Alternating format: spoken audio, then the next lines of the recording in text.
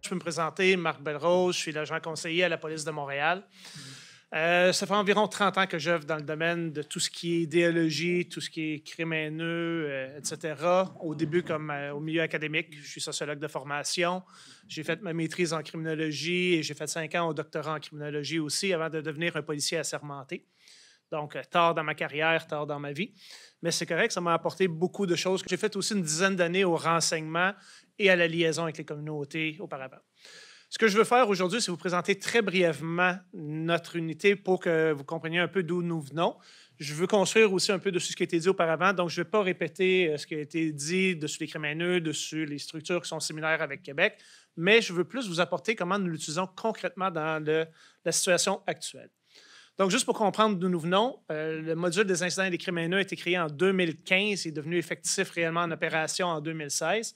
Si je vous ramène historiquement à cette période-là, nous avions la période de toutes les questions des accommodements raisonnables. Nous avions aussi toute la question des Jeannettes. Nous avions la montée de la droite en général avec le début des mouvements comme la Meute et autres. Et ça créait un énorme sentiment d'insécurité dans nos communautés. Je vous recule aussi à cette période-là. Il y avait une seule ville qui avait une unité à temps plein au Canada pour les crimes haineux et les incidents haineux, c'était Toronto. Et encore, c'était surtout pour les crimes haineux mélangés avec un aspect plus renseignement. Nous sommes la deuxième ville au Canada à avoir créé une unité à temps plein pour les crimes haineux. Et nous avons, à cette période, décidé de mettre aussi beaucoup l'accent dessus les incidents haineux. Pourquoi? Parce que les personnes qui vivent des incidents ou des crimes haineux subissent à peu près les mêmes impacts au niveau psychologique, au niveau social, au niveau communautaire. Donc, pour eux, que ce soit un crime ou que ce soit un incident, leur impact, leur ressenti, leur vécu est à peu près identique. Et on voulait vraiment mettre l'accent dessus, un aspect de rassurer nos communautés, rassurer ces victimes-là, ce qui fait qu'en général, c'est sûr qu'en situation de crise comme maintenant, c'est plus difficile, mais normalement, à partir du moment que le dossier est déposé, en dedans de 24 à 72 heures, dépendant des périodes, nous avons contacté la victime, nous lui avons offert des services psychologiques à l'externe, des organismes pour les supporter, et nous entamons ensuite la partie enquête. Et ça, à la fois pour les crimes et pour les incidents haineux. On voulait aussi centraliser l'ensemble des données pour pouvoir avoir un portrait. Les incidents sont très, très, très révélateurs d'un point de vue tendance.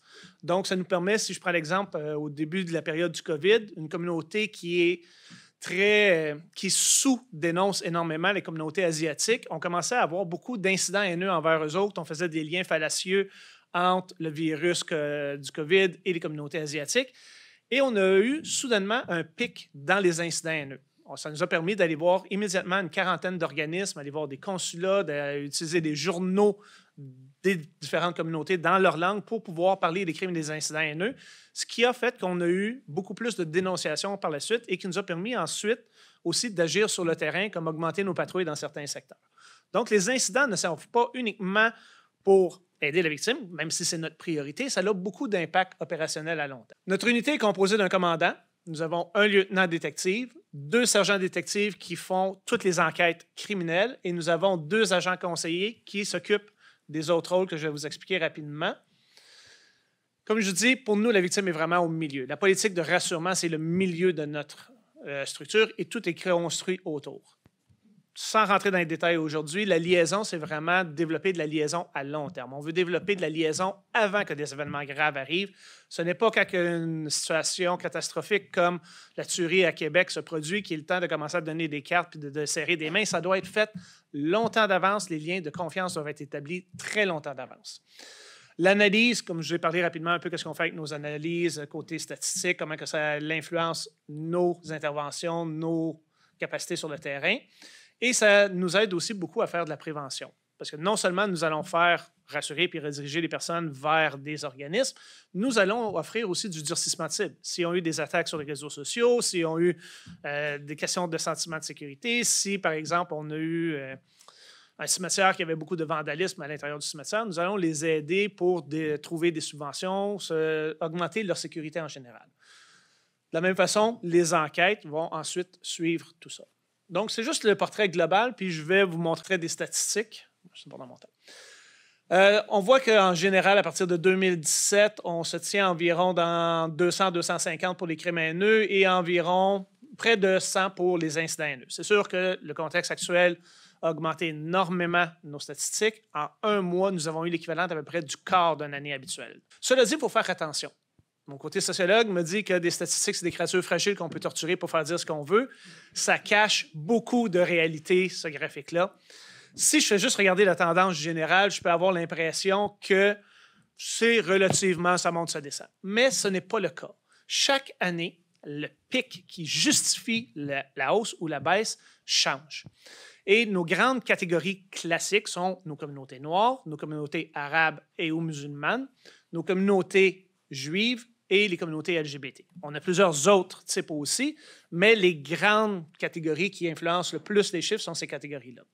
Sans rentrer en détail, juste pour vous montrer comment nous sommes perméables à tous les événements qui existent mondialement, nationalement et localement. Si je regarde 2017, une grande hausse envers les communautés arabes et musulmanes, et ou musulmanes, suite à ce qui s'est passé à Québec. En 2019, on a une montée de la droite, qui est un peu plus générale. Donc, on touche un peu toutes les catégories de façon un peu plus équilibrée.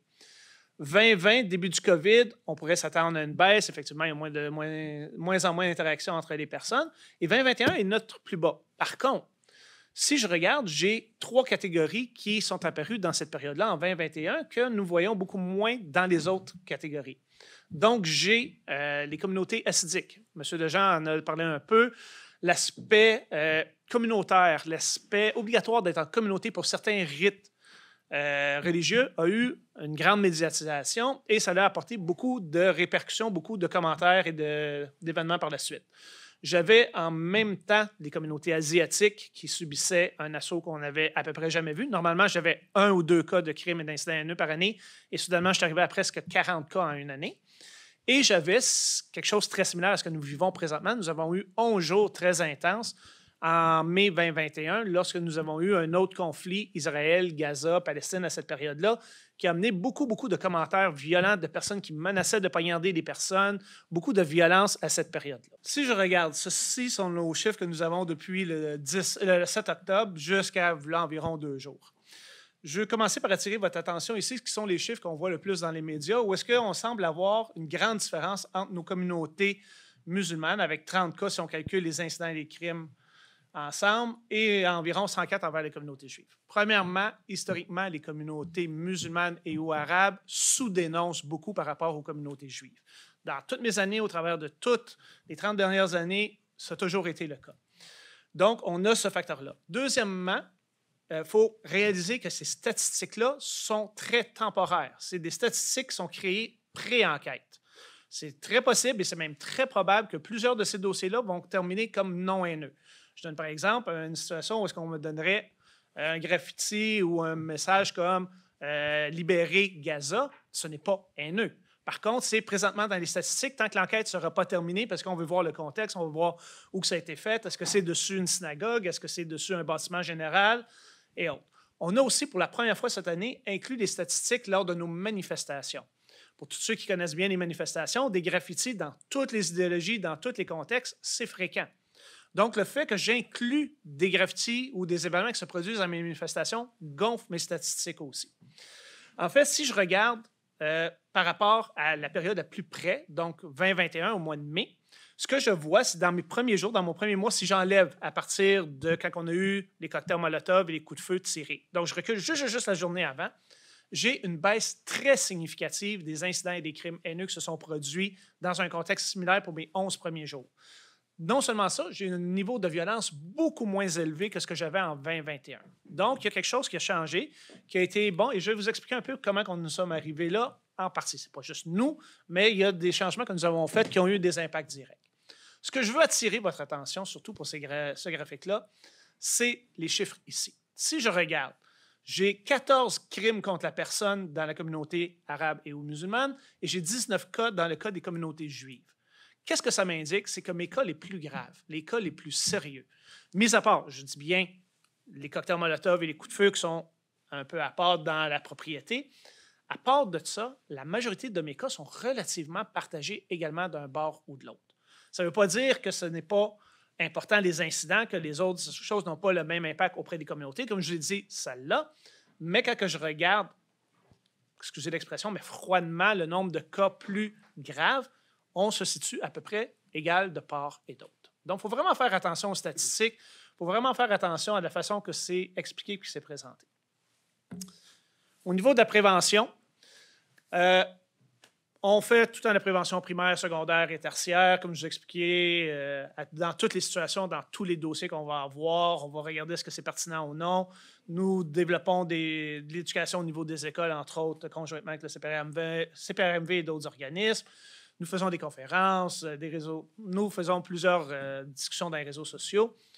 Nous faisons de la prévention secondaire auprès des victimes, auprès des témoins, et nous faisons aussi du tertiaire auprès des agresseurs. Pour la liaison, comme je l'ai dit, ce qui est très important, c'est la liaison établie à long terme.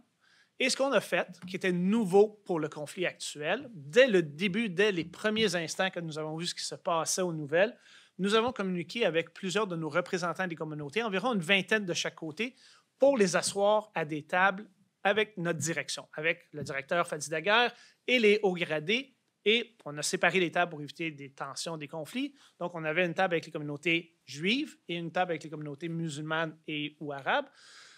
Et le but était vraiment qu'ils puissent exprimer qu'est-ce qu'ils vivaient, qu'ils puissent exprimer qu'est-ce qu'ils vivaient dans leur communauté, les tensions, les rapports qui n'avaient pas nécessairement été, les événements qui n'avaient pas été rapportés. Donc, vraiment prendre le pouls de la communauté et essayer de trouver des solutions communes avec eux autres. On est en train d'essayer d'établir un peu la même chose avec la jeunesse, entre guillemets, et les étudiants, mais c'est un peu plus complexe, sont un peu plus difficiles à rejoindre, un peu moins organisés. On est quand même en train d'essayer de travailler là-dessus. On a fait plusieurs sorties médiatiques et ce qui est important, c'est que les sorties médiatiques qu'on faisait, on s'assurait d'avoir l'adhésion des deux tables. Donc, on présentait, voici qu'est-ce qu'on veut dire, voici comment on veut présenter, voici le message qu'on aimerait partager. Est-ce que vous êtes d'accord? Qu'est-ce que vous en pensez? Ils suggéraient des modifications, on les apportait et à la fin, lorsque les deux tables étaient d'accord, on faisait nos sorties médiatiques. Donc, on a une grande adhésion de la part du leadership des représentants de ces communautés-là. On a fait aussi beaucoup de sorties, d'entrevues, de podcasts et autres, où est-ce que M. Daguerre a été présenté un peu notre vision, qu'est-ce qui s'attendait, à la fois dans une communauté comme dans les autres. Donc, vraiment essayer de diversifier le message. Ce qui est intéressant, c'est de voir comment que cette mise en commun-là à nos tables a été possible malgré des conflits importants. Parce qu'on a tendance à penser que les communautés juives ou les communautés musulmanes ou arabes sont relativement homogènes, alors qu'il y a des conflits importants entre eux autres. Et malgré ça, ils ont été capables de s'asseoir à une table pour un intérêt commun. Et ça nous a permis, de rouvrir le dialogue entre certaines personnes, mais aussi de pouvoir mieux comprendre la réalité à notre niveau. On a demandé, entre autres, d'essayer d'éviter aussi, au travers de eux, pour les manifestations, d'éviter des contre-manifestations. Pourquoi? Parce qu'on sait que c'est des situations qui sont explosives. Lorsqu'on a une contre-manifestation, les émotions augmentent. Et de la même façon, on leur a demandé de faire de l'autogestion. On leur a demandé de mettre des personnes importantes, des personnes âgées, des personnes significatives religieuses ou d'un certain leadership représentant à l'intérieur des manifestations pour pas que nous, on soit obligés d'intervenir. Si j'ai des feux d'artifice qui sont tirés, c'est eux qui vont aller discuter, essayer de négocier, au lieu que ce soit quelqu'un qui a un bouclier et un bâton. Ça a diminué beaucoup les tensions et ça a apporté beaucoup de bien, ce qui explique pourquoi que dans nos premiers jours, entre autres, on a une grande diminution de notre violence, on a une grande diminution de nos incidents et de nos crimes. Côté enquête, le fait d'avoir une unité à temps plein fait qu'on a une expertise dans le domaine, ça fait qu'on a une rapidité de la prise en charge et on a le soutien auprès des victimes rapidement. Je veux juste rentrer dans les deux défis qui sont vraiment importants. Le premier, c'est l'aspect viral des réseaux sociaux. C'est quelque chose qu'on n'a jamais vécu. Oui, on le voyait à certains niveaux. Oui, en 2021, on le voyait. Mais là, c'est exponentiel et ça crée d'énormes problèmes. L'espèce de jeu du téléphone, du bouche à oreille, a augmenté l'insécurité de façon exponentielle, incroyable. L'être humain n'est pas fait pour vraiment faire la distinction entre la fréquence, la pertinence et la validité d'une information. À partir du moment que le message est répété, répété, répété, répété, il devient réel dans la tête des personnes et ces personnes-là amplifient le phénomène. J'ai des situations où est-ce que, par exemple, qui a coûté des milliers de dollars aux épiceries Maxi, où est-ce que deux hommes d'apparence Moyen-Orient se sont présentés dans la section cachère d'une épicerie. Ce qui est relativement normal quand on sait qu'ils peuvent manger cachère s'ils sont musulmans. Et ça l'a vite transformé. Soudainement, c'est des personnes qui injectent la viande avec des seringues, avec du poison. Toute la viande a été retirée. On a été obligé de faire des tests en laboratoire. Ça a coûté des milliers de dollars au maxi. De la même façon, les cocktails Molotov, quand on les regarde, ce sont des cocktails Molotov de bon niveau. Pas pour diminuer du tout leur importance, mais ce n'est pas quelqu'un qui connaît très bien comment faire des cocktails Molotov.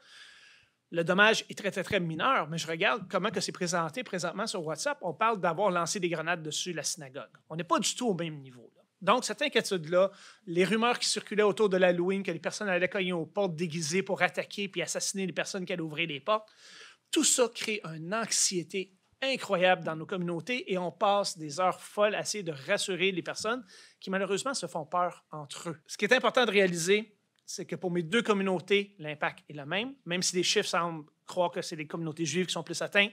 Dans mes deux communautés, j'entends exactement les mêmes discours, les mêmes insécurités, les mêmes anxiétés, et les deux changent leurs habitudes de vie. On voit qu'ils portent moins de linge, moins de signes, qu'ils arrêtent de parler leur langue en public, etc. Donc, ça a des impacts vraiment concrets.